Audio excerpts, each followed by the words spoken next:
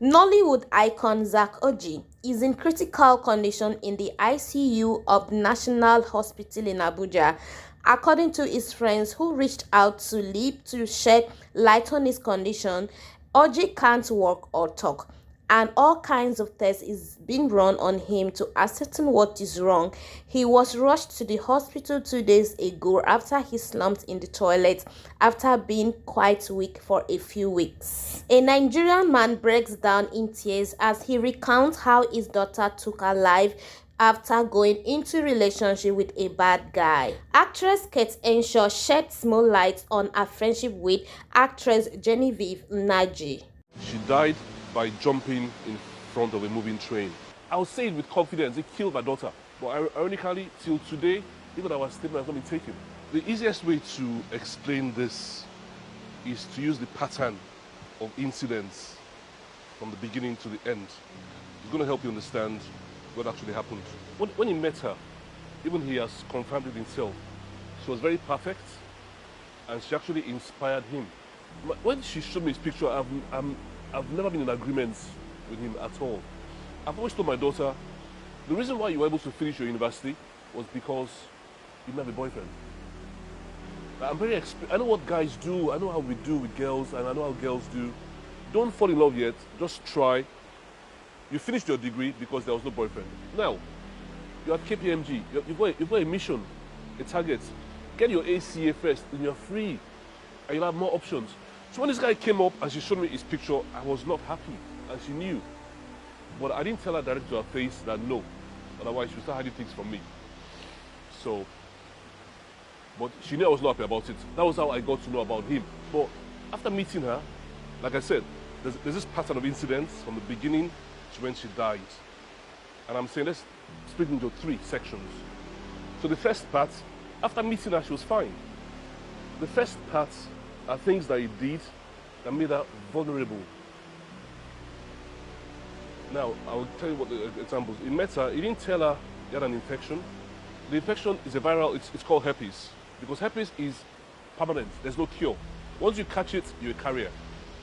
You'd have to explain to your next partner that you have it, if you're honest. So you infected her deliberately, that's like to trap her. She can't go anywhere else. That's one. He wasn't allowed to speak to other men. He also misrepresented. He pretended I was a very rich guy who had multiple businesses. This is my daughter who I look after, I support. She now feels she has found somebody. Took her to his parents in Spain. Promised to marry her. Promised to invest in her future. But this thing now turned out to be lies. He didn't have the money he claimed to have. All the plans he planned with her, he couldn't afford them. That went on for a while. The second section of events, I feel, what made her mental health deteriorate. So after doing all those things to the person, imagine now, all of a sudden, he starts shouting at her. There's evidence of all these things. Asking for a bank statement. Demanding for money. My daughter can never even let me see a bank statement. The evidence we have, she now started, after that event, she panicked and started doing web searches on how to take her life. We found out afterwards. The final part are things he did that actually led to her doing what she did. Because even the corona, when they want to look at this thing, they won't just look at how she died, they look at the circumstances that led to it. So the final things which he did, which I think broke the camel's back, the final straw, after shouting and demanding for her bank statements, he now went and stole her password. Broke into her phone when she was sleeping. This he has already admitted in writing. When she was sleeping, stole her information, threatened her with the information he stole by saying that he had told her friends, removed her from his house violently, and seized her passport, which she required to claim the money, and all her belongings, kicked her out. So I've broken into your phone, I've stolen your information, I've threatened you, and I pushed you away.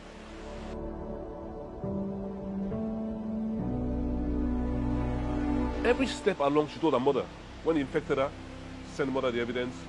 When he shouted and he apologized, send mother the evidence. So when this thing was getting out of hand and he had broken into her phone, she called her mother. And mother rushed to Manchester. Then the following day, it continued. The mother was actually a witness to what happened. When he was making his demands over the phone, the threats and all that, and when he was gaslighting her. So the mother was totally broken. you know. After the communication between themselves, which lasted about 6 p.m. or so, she told her mother she was going for a walk to clear her mind. The mother was saying she shouldn't go, that she'll make some dinner, whatever, then she'll hold on. She said that mother shouldn't worry, that she's got her phone, she's coming back. Alanis didn't come back. She died on the 29th of May in the UK at Manchester, a station called Eccles. She died by jumping in front of a moving train. So the mother has been so broken, you know. Even when the policemen came, the mother told them that it's even the mother that made the police aware of the existence of this person. That was how they contacted him, got his statement. But ironically, till today, even our statement has not been taken. Very strange, you know. That's where we are. So the mother was totally broken, totally broken. I didn't get to know till the following day.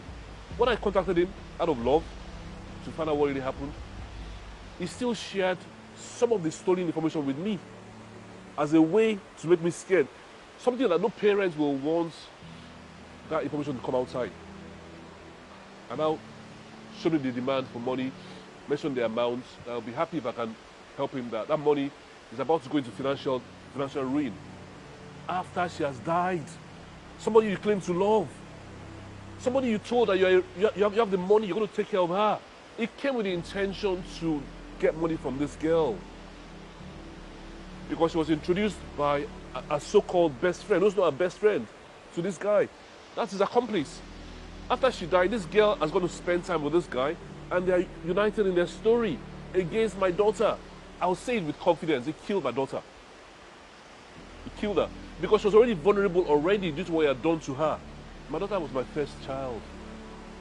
From day one, I fell in love with this girl from day one. This is a girl that I felt if she dies, I'll die. Very ambitious girl. Her plans, she was planning that within the next 2 years or so, she'll be private. This girl had a very bright future. She had a bright future ahead of her. She had done so much. She had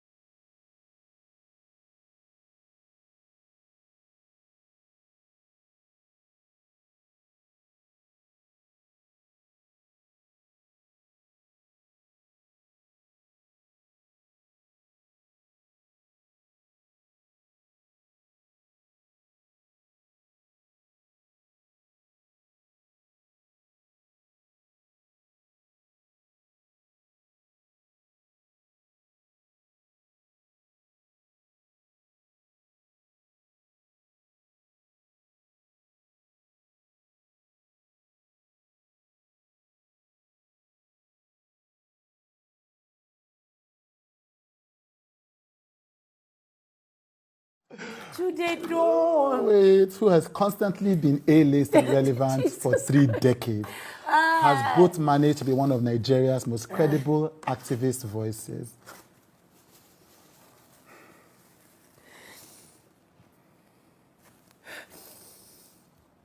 I'm sorry. It's fine. I'll never have put myself on the list. Make me happy for that. Today, you know, like my mom, she's my inspiration. She is so strong. I mean, my dad left her, and then she kind of just left. She left us there. Say, well, you will stay with your father. You sort yourself out. And I became like the mother for my siblings. So I've had to be strong, you know. And despite everything that life has thrown at me, I know that God is with me.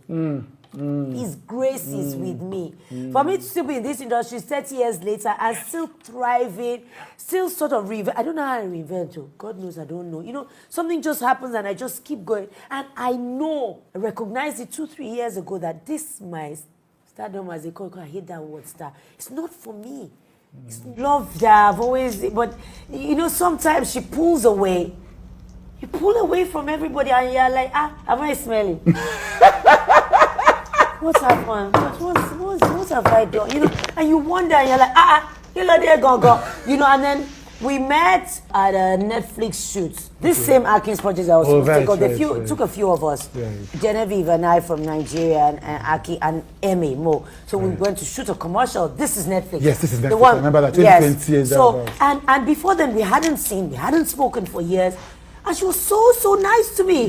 When I dressed up, said, "Okay, no, I don't like this outfit. Can you just adjust?" I was like, hello, okay. Yes, whoa. You know, and then she left the set before us, and then she said, "Oh, Kate, I've gone. Just want to say goodbye." I'm like, let me look at this message where. You know, but I respect her because despite the fact that she pulls away, I think she's like an Angelina Jolie. Just want to be on your own.